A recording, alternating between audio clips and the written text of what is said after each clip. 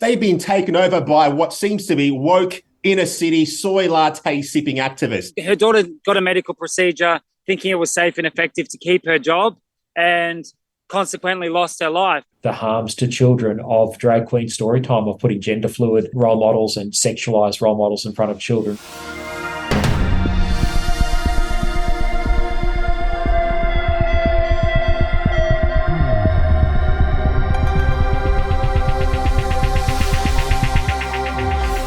The latest polls are grim reading if you're a supporter of the yes vote in the upcoming Voice to Parliament referendum. The momentum has been moving towards the no vote for months, and given that a constitutional amendment requires a double majority, that is a majority of states to vote yes, that's at least 4 out of the 6, and a majority of the population to vote yes, the latest data from the Resolve Political Monitor is... well, it's grim, to say the least. Not only has support for the voice continued to slide, but now that slide has also spread even into Victoria, a state where voters are so in love with bad ideas that they just returned Daniel Andrews to power less than a year ago. But even there, support for the voice to Parliament has slipped below 50%, and given the downward trend has been entrenched now for a whole year, it's hard to see them turning this around in the next month before referendum day. Not impossible, mind you, but not likely. And if you do think it's going to turn around, that the yes vote will get up in the end, then I have some great news for you. Bookies are offering 5.5 to 1 odds if you're right, but personally I wouldn't be betting my life savings on it. The Yes campaign has had the rub of the green this whole time, enjoying celebrity support, corporate support, lots of media support, and let's not forget that they've had fact-checkers running cover for them and helping to explain away their countless contradictions and inconsistencies. So if they're losing ground after all that, then it's pretty safe to say that there is something fundamentally wrong with their campaign, or perhaps with the idea they're trying to sell. And more importantly, it's very unlikely, not impossible, but very unlikely that they're going to figure out a way to turn this around. You're watching the Yes ad, which uses John Farnham's You're the Voice song as a soundtrack. If you haven't seen it before, then, well, funnily enough, neither have I. There was much fanfare celebrating the announcement of this collaboration, but either this ad is being held back till closer to the date, or perhaps they've finally realised that celebrity endorsements are what is killing their campaign and not what is going to save them. But all that's pretty obvious, and I'm sure you knew all of that already. So what we really need to be talking about is not how badly the Yes campaign is going, but what's next. If the no vote wins, and again, it's not guaranteed, nothing is ever guaranteed, let's not take it for granted, but it is likely that the no vote is going to win. And if the no vote wins, what's the right way for no supporters to respond? It would be very, very tempting to want to rub it in people's faces. After all, the Yes campaign has spent a year calling me, and quite possibly you, an ignorant racist and purveyor of lies. Ironically, all the while they've been lying about their own racist campaign and seem ignorant of the irony. But as tempting as dancing on the grave of the Voice to Parliament may be, we must resist. Someone needs to be the adult in the room, and it's very clear from the last 12 months that it's not going to be the Yes campaign. Nor, in all fairness, is it going to be Peter Dutton. That role is left to us. For many Yes supporters, a no win will simply be the end of the world, and they'll walk around angry for a year and refuse to believe that it was anything other than unbridled racism that caused the loss. But for a minority, a small but important percentage of Yes voters, a resounding loss for their campaign will be a teaching moment, a moment in time where they allow themselves to ask if they're the ones who are out of touch and maybe they need to get out more. Those of us who believe in crossing the political divide, in trying to have good faith debate in this country, in resisting the urge to travel the path deeper down US-style division, we need to make the most of that moment. Not in dancing on the grave of the Yes campaign or screaming, "Told you so," in the face of the supporters, because all that will do is cut off any chance of anyone learning anything, us included. We need to be ready and willing to have dialogue. Many Yes supporters assume that if you're a no voter, it's because you're happy with the status quo, but I'm yet to meet anyone, including no voters, that's happy with the fact that Indigenous Australians have a lower life expectancy, rampant domestic abuse, substance abuse, and incarceration rates that are off the charts. We may disagree about what the causes are and therefore what the solutions ought to be, but I hope we can all agree that there are some real problems there, and that voting no doesn't mean that you're happy with the status quo, it just means that you recognise that the voice is not going to help. So, as no voters like me watch the polls move strongly in our direction, as we ourselves allow ourselves to be cautiously optimistic about what that might mean for the disastrous voice to Parliament, let us also give thought to what we would support. And let's ensure that we are the kinds of people that Yes supporters feel that they can actually talk to when it's all said and done, so that we can come together and find real solutions that will actually help these very real problems. No one likes a sore loser, but everyone hates a sore winner.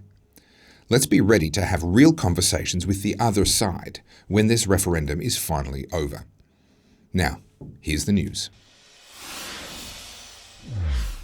Well, net zero targets are the talk of the town and have actually just caused a civil war in the Federal Nationals Party. We've just seen the Nationals leader, David Littleproud, go head-to-head with the former Nationals leader, Barnaby Joyce, over whether or not the Nationals would continue to support a push towards net zero. We'll get to the results of that in just one second, but one person and one party whose position on net zero has been completely unequivocal and very, very public has been Senator Ralph Babet for the UAP, and he joins me now here on the Aussie Wire. Senator Babet, thank you for joining us. Topher, thank you so much for having me on your show. Once again, you do a great job. You're covering the issues that the mainstream media just doesn't seem to want to cover for whatever reason. But look, this net zero thing is an interesting one. Let's get to the bottom of it. Let's have a chat.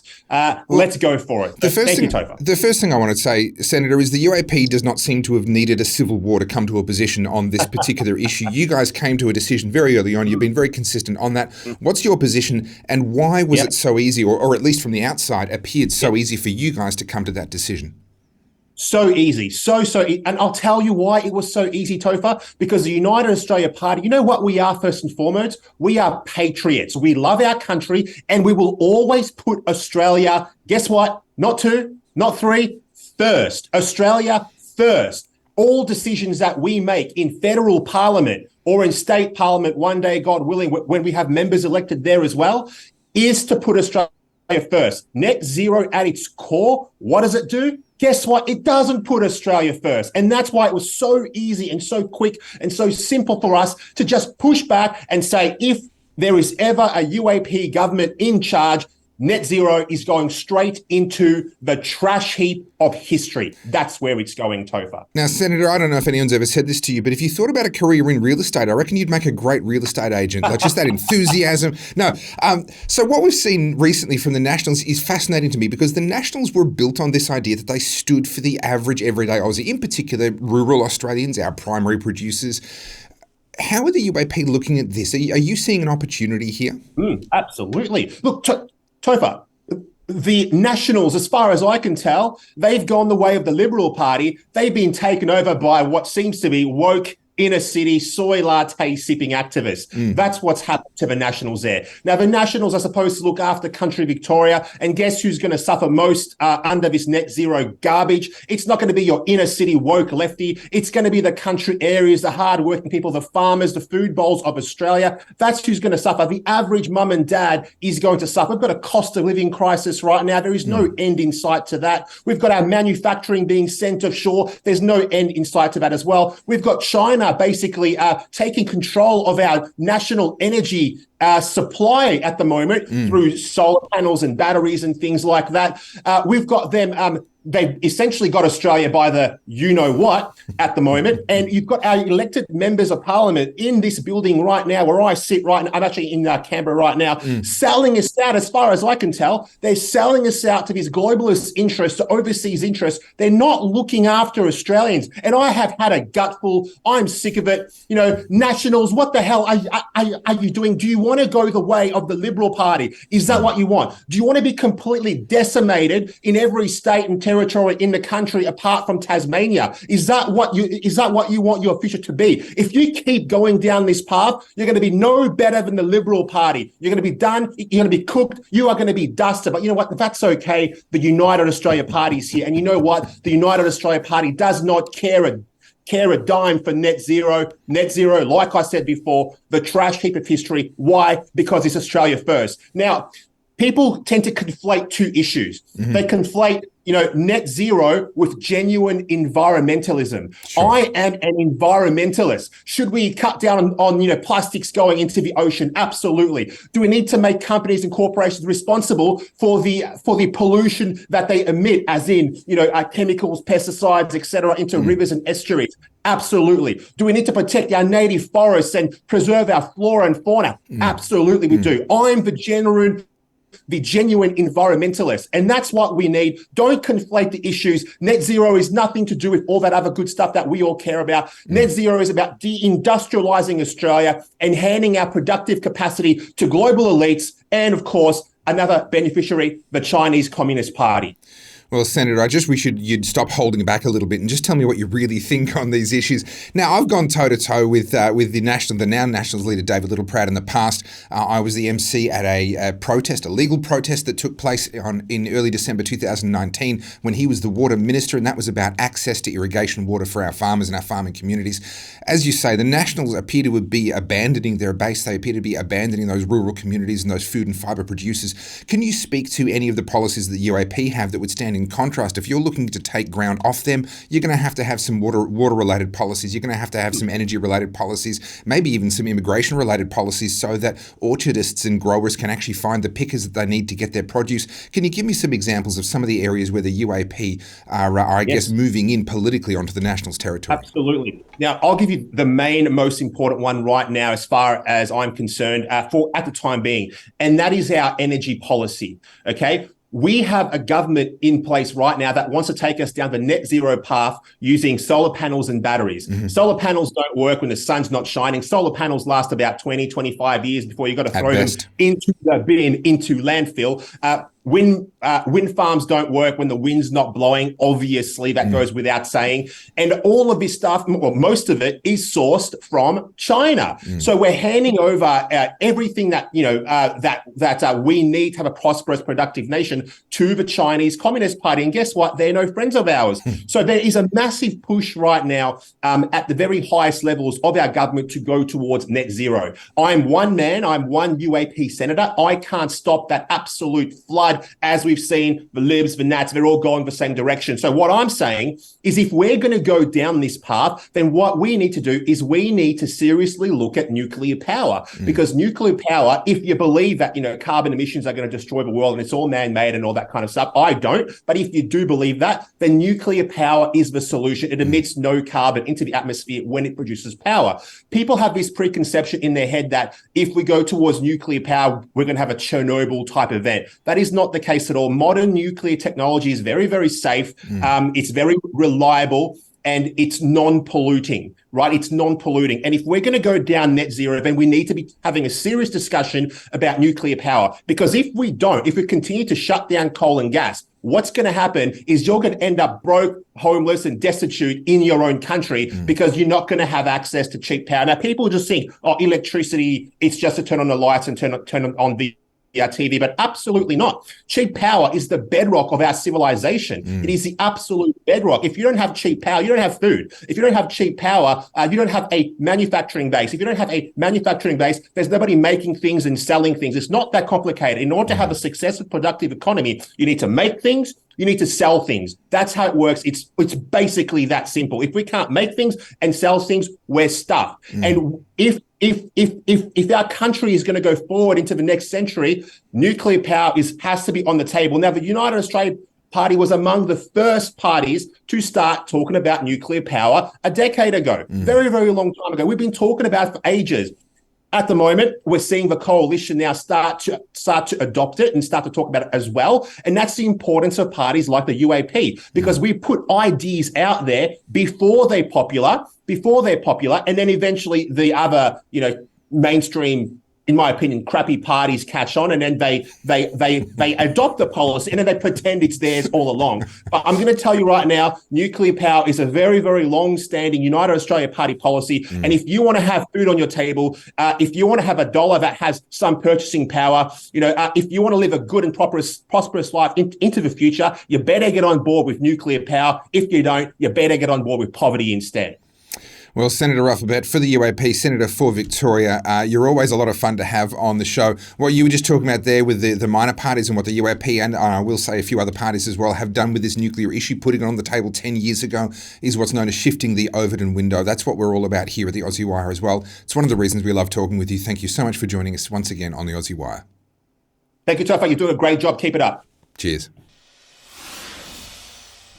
Well, all good things must come to an end. Here at the Aussie Wire, we've been very gladly following the journey of Matt Lawson as he's walked from Melbourne to Brisbane, raising money and raising awareness of jab injuries and raising support for Jab Injuries Australia.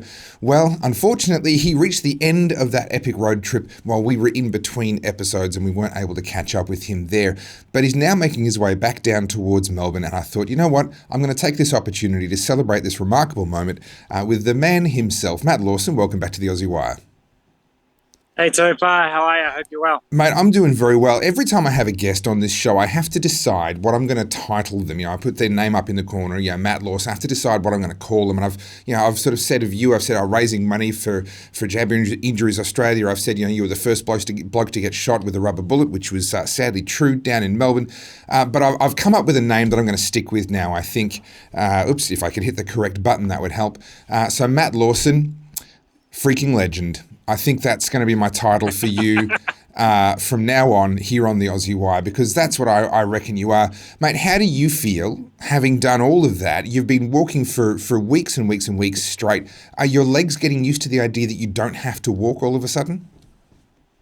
Yeah, well, the first couple of days afterwards, I was trying to relax and I had that bug where I needed to walk. So they've let me free on a bit of a leash out the side of the car every now and then. So, in all honesty, my feet are really sore. So I am getting a lot of rest right now and sort of trying to keep the food intake up and the water intake. It was a bit of a large journey, I would say, and the body got into a bit of shock from it. But I'm enjoying my time off now. It's really great. Well earned. And here's a beautiful video that's been put together by one of your supporters and taking a bunch of the photographs that you took along the road and along the way. What's it like seeing a place as big and as broad and on the one hand as diverse, but also and at the same time as monotonous as Australia? What's it like seeing all of that in the slowest way possible? Do you get bored, or do you just start to see magic and all the details along the way? It's the second part. You definitely see the magic. Like I was saying to people, they said, how did you take up the time while you were walking? And I told you early on, I didn't have any earphones in. I wasn't listening to music. So I saw everything. You're watching from the butterflies, dragonflies to, I pretty much talked to every single cow I walked past. Like you literally notice everything around you. You take in the surrounds, and we really live in a beautiful country and we take it for granted. And I think that, everyone should get out there and visit, different places in Australia. I wouldn't suggest walking it, but get out there and really explore Australia. We live in a beautiful place. Now, you've been supported by some beautiful people along the way. You had a bit of a special person with you as you got up towards Toowoomba, etc. She was there for very, very real, very personal reasons. Can you tell us a little bit about her and a little bit about some of the other supporters that you've had along the way? Yeah, so when we got to Toowoomba, there was a lady, and I got her story about a year ago. But while I set off on the walk, her name's Raylene. Her daughter, Caitlin, passed away from the jabs back in 2021. And, in Toowoomba, she walked the last 4.5 Ks into the town with me. She told me all about her personal story and her journey and how hard it's been for her to get closure because there's no accountability. There's no accountability for this injection that her daughter got a medical procedure thinking it was safe and effective to keep her job and consequently lost her life. And I don't know that she'll get any closure until there's some accountability for what happened there. So walked into the town with her and we were greeted by all the people in Toowoomba, which is a beautiful area. Lots of people there that are aware of what's going on around Australia and around the world. And we had other stories right along the way of people that were jab injured, people that knew of others that were coerced and pushed towards this. And while we were walking, I think the New Zealand Prime Minister the Prime Minister in the election run-up is saying that no one was forced to get these jabs. And it makes you shake your head because we all know how much pressure was put on people. And while you might not use the word forced, coercion was definitely at play. And a lot of people are hurting physically, mentally. I think as a country, we've gone through a hard time. But as I keep saying to you over and over again, the Aussie spirit is very strong. And Absolutely. it is still flowing out there in the country towns. Well, it's a beautiful thing you've done. You've brought a lot of people together, but beautiful can't be said of this picture. I apologise in advance to my guests. Look, mate, I'm not a foot guy to start with, but this is a particularly unattractive set of feet here. When was this photo taken? How far into the journey were you? That was around about halfway. Luckily for you guys, you didn't get the third and fourth day of the trip. I had no calf. My leg went from my knee to my foot. I had literally what you would call cankles. Yep. It was pretty bad. And, all of that, as I keep on mentioning again and again, what I've found through this journey is you lose that ego, you lose that sense of self and become, you're almost doing it out of body experience, because even though you're in a lot of pain, you're thinking all the time about the people that are injured and they're stuck at home. They can't work. They may have something that's a lifelong problem, and you're going to get home and I can soak my feet and, look after myself over the following, next couple of weeks to months. These people are going to be suffering the whole time. But yeah, I'm definitely not a foot person either. And I used to have quite attractive feet, I would say, but not anymore. If you do say so yourself. Look, I'll take your word for it. I never want to see them again. Now, you started the journey in Melbourne. You've walked to Brizzy. You're now making your way back down to Melbourne. When do you get back down to Melbourne? And I believe there's a bit of a gathering being held for you. Yeah, we're heading back down the coast. We've already been through Coffs Harbour, Port Macquarie. They've had some really nice catch-ups for us. Tonight will be, tonight is Monday night. We'll be at Singleton. This is a pre-record, everybody. Back in time for you. Last night you were at Singleton. How did that go, Matt? Tell me all about Singleton last night. It was such a beautiful night. And then earlier today we're in Albury on Tuesday. And then tomorrow we're going to be in Melbourne. So we're getting back to Melbourne in the afternoon, around about 4:30 at Treasury Gardens. People are putting together a welcome back for us, which is going to be really amazing. Yeah, brilliant. Well, I will have been in Albury with you earlier today by the time this goes to air. So I'm looking forward to shaking your hand there, and then here are the details here on the screen, or you can find the Mac Dawson Facebook page, or we'll put the Facebook page for the walk itself into the as a link into the description of this video so that you can find the details yourself. Look, Matt, it's an incredible thing you've done. This is going to take a little while for you to recover from. There's no pressure or expectation for you to already know what you're going to work on next, but is there a bit of a plan? Do you have an idea of what you're rolling towards next? Yeah, so I'm definitely going to be continuing to advocate for jab injuries. Sure. The big thing that I've said is no one should be left behind. It's kind of a bit of a war cry from back in the old days, but we can't leave these people behind. We tend to have short memories and we move forwards quite quickly when there's disasters or issues happening in Australia. So I'm going to be continuing to advocate for Jab Injuries Australia and trying to help them get the voice of these people out there. I'll also be hopefully heading up towards Uluru in regards to the voice vote. Yep. So there's a lot of different things going on, but I'm not going to move away from jab injuries. I think we need to keep on keeping these people at front of mind for politicians, the media, and anyone else we can get it out in front of. Well, I wholeheartedly agree. Matt Lawson, it's been a pleasure to document this trip all the way through. You're a freaking legend, and that's what you will forever be here on the Aussie Wire every time you join us in future for whatever the next project, the next mission for you may be. Thank you so much for coming on. Congratulations, and I look forward to shaking your hand as you come through Albury on your way to Melbourne on Tuesday. Thanks, Topher. Thanks, Aussie Wire. Everyone subscribe and stay on board. Cheers. Well, life has its ups and downs, a fact that I'm no stranger to, but I'm not the only one who knows that a little too well. Just a couple of weeks ago, we brought you the great news that Lyle Shelton had won his defamation case against a couple of drag queens that were offended or felt defamed by things that he'd said about them and whether or not drag queens are good role models for children. Cue the popcorn, cue the party. Yay, what a great win for human rights. Well, that's what we thought. And then very late on the Friday night that was the cutoff for them to lodge an appeal, sure enough, well, don't let me tell you. Lyle Shelton, welcome back to the Aussie Wire. What happened late on a Friday night? Yeah, thanks, Topher. Thanks for having us and helping shine a light on this. Leah, late Friday night, when we thought we were in the clear, a email came through from the LGBTIQ legal service in West End in Brisbane taxpayer-funded legal service that's acting on behalf of two drag queens, Dwayne Hill and Johnny Valkyrie, and they've decided to appeal the dismissal of their vilification case against me through the tribunal. So they're asking for leave to appeal, and I guess that'll be assessed in due course. They effectively want a different member of QCAT to hear their grievance. They didn't like the decision they got last time, so they're asking QCAT for another go with a different member or judge presiding. Well, we discussed last time how the punishment, the process itself really is the punishment. Yeah. And you make the point there, these people really, as far as I'm aware, have no real skin in the game. There's not a lot of downside to them if they lose. We have these sort of activist, taxpayer-funded legal funds. What has your counsel said so far? Obviously, without giving anything away, are you concerned that they may be given leave to appeal? Is that likely? It's hard to know. Look, we just looked at the documents yesterday. I've consulted with my lawyers at the Human Rights Law Alliance in Canberra. They have done a terrific job. I guess it'll come down to whether or not the appeal is seen to have merit. There'll be some sort of assessment process by an appeals tribunal. So we'll just have to wait. It's just more uncertainty, but it is the prospect, potentially, if leave is granted for an appeal of more years of litigation. It's already taken us 3 years to get to the stage where the claim was dismissed, 3 years and hundreds of thousands of dollars in a 3-day trial.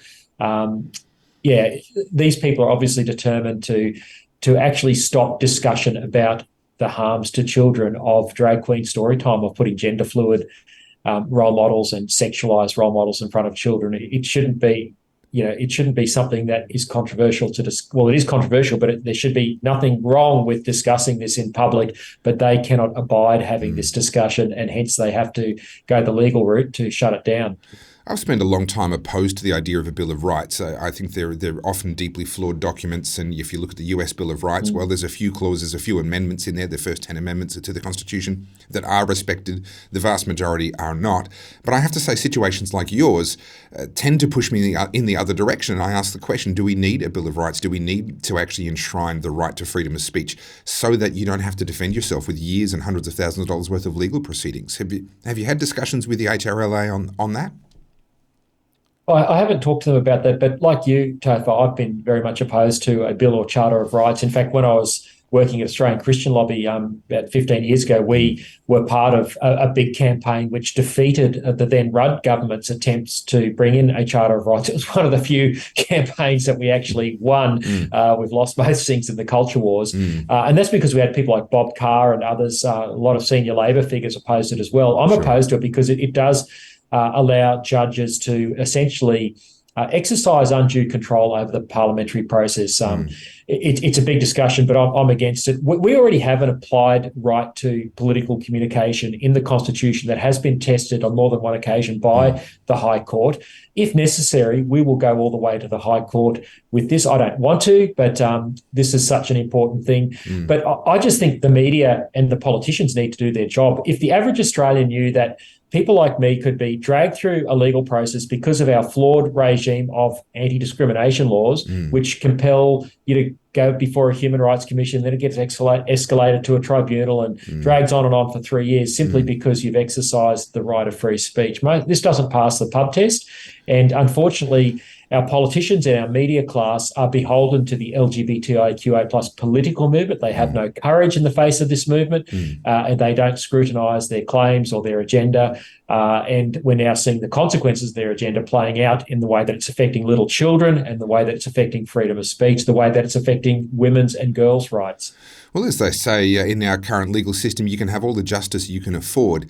It's all very well and good to have a legal system in which you have this implied right to political communication, but if you don't have a half a decade or more of your life and well, by the time you get to the High Court, a couple of $1 million, well, you may as well not have that right at all. Are there other precedents that have already been set that you can rely on, or if this were to go all the way to the High Court, would you be the trailblazer trying to set that precedent on behalf of others? Look, I'm not the only one engaged in this sort of lawfare being waged against individuals like me. There's a whole slew of courageous women as well who have more recently been embroiled. People like Sal Grover, she's already in the federal court. This is the woman who founded the women's only app Giggle, and is being sued by a man who identifies as a woman by the name of Tickle and Giggle case. It's got a funny rhyme to it, but she's willing to go to the High Court. We certainly are. Kirralie Smith is in trouble as well. I spoke last week to Council Louise Elliott from the Hobart City Council. She's been put on similar vilification charges and hauled before the Equal Opportunities Commission in Tasmania. Very similar process to what I went through. So there's a number of people going through this. I think we've got to see these cases get public attention, and I think the best thing is not a charter of rights, not giving judges more control, but the democracy doing its job. And unfortunately, we've got a media class, as I said, who apart from people like yourself at the Aussie Wire and alternative media, that do not scrutinise the craziness that's going on. So, and a lack of courage amongst our political class. If we can solve those problems, we could turn this around. But I think it's going to take a while, and it's going to take a bit of persistence and probably a bit more legal action. Well, you mentioned Kirralie Smith. There was, if my memory serves me correctly, just yesterday, another Why Can't Women Talk About Sex event held at Parliament House. I know it was supported by a number of good senators there. There are certainly good people in the political sphere and in the cultural sphere who are taking up this fight. Lyle, before I let you go, I'm just going to put your website up here. This is the article that you've just put up on your website here about the drag queen appeal and more years of litigation await. That is an unfortunately accurate headline there. How can people find out more about you? How can people follow you and potentially support you as you take up this fight?